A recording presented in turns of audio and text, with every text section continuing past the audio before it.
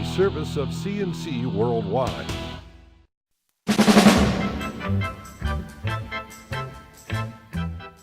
The Daily is a service of CNC News and Jim Jab greetings. I'm Bud Lowell. Your full AccuWeather forecast right across the top of this and all CNC local news pages. Flags flying at half-staff at public buildings around the area Friday, and just after 9:30, bells at churches tolled. Governor Andrew Cuomo called on New York State to observe a moment of silence at 9:30 Friday in remembrance of the victims of the Sandy Hook Elementary School shooting in Newtown, Connecticut. The governor said last Friday innocent lives were lost in a senseless and horrific act of violence. 1 week later, we will honor those victims, many of whom were young children. As we mentioned Thursday, some school districts were providing increased security for Friday. Most say they can't find any credible intelligence to back it up, but several other Rochester area school districts put on increased security Friday, the 1 week anniversary of the deadly school shootings. In Orleans County, the Holly Central School District is in lockout mode because of what the district describes as a potential threat to the school. The Greece Central School District says it and the Greece Police Department investigated rumors going around children of some sort of threat to Greece schools on Friday. They found no credible evidence of any threat. They looked into the issue after parents began calling to say their children were afraid to go to school Friday. Some high school students said they believe the rumors were concocted from fears raised by the Sandy Hook school shootings, mixed with media coverage about those who thought the end of the world would be December 21st, according to the ancient Mayan calendar.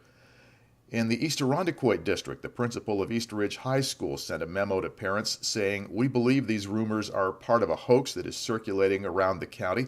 However, we take our school safety very seriously, and we do plan on having additional security staff on hand. We have investigated any and all rumors that have been reported and will continue to do so." On to some better news, actually great news for Buffalo Bills fans who could use some these days. The team is staying in Buffalo. The Buffalo News, the AP, and the NFL now all say the Bills have reached an agreement with the state on a new 10-year lease for Ralph Wilson Stadium. The deal is being announced Friday, although as this is written, the news conference has not taken place yet. But word is the agreement has a relocation penalty. The Bills have to pay out $400 million if they leave during the first 7 years of the lease, $29 million if they leave after the 7th year. The agreement also calls for a $130 million investment in upgrading the Ralph.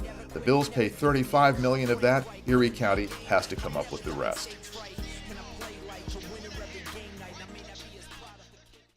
More news in the ongoing transformation of Eastman Kodak. Kodak is selling the former Kodak Park power plant and utility infrastructure to an independent operator. Recycled Energy Development says it's prepared to invest between $40 and $80 million in converting the coal-burning electric and steam plant over to natural gas. RED says it will continue supplying electricity and other utilities to the Eastman Business Park tenants. Kodak says this keeps jobs in Rochester. It provides stability for Kodak's remaining facilities in the park and also for the 37 tenants now doing business in former Kodak buildings. It also supports the park's redevelopment, and it brings the generating station in line with new air pollution standards. Kodak will see about $10 million in cash through selling its utility assets to RED. The agreement is subject to court approval, also regulatory approval by the New York State Public Service Commission. In Livingston County, the district attorney's office is investigating a case of alleged misconduct by Livingston County jail deputies. DA Greg McCaffrey says his office and the state police are looking into possible forging of time cards by some jail deputies. He says the county and the sheriff's department are cooperating. Some full-time deputies are alleged to have paid part-timers cash under the table to cover for them, and then they put those hours down on their own time cards as if they'd been worked. The investigation began about 2 weeks ago. Monroe County Executive Maggie Brooks has named the director of her congressional campaign an assistant county executive. Noah Leibowitz, the former county communications director, joins Jerry Helfer in the assistant's office. He'll be the county executive's main liaison with the county legislature.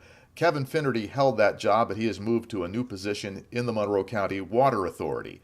Leibowitz was director of Brooks' unsuccessful campaign for Congress against Louise Slaughter in the 25th District. And one more thing to say.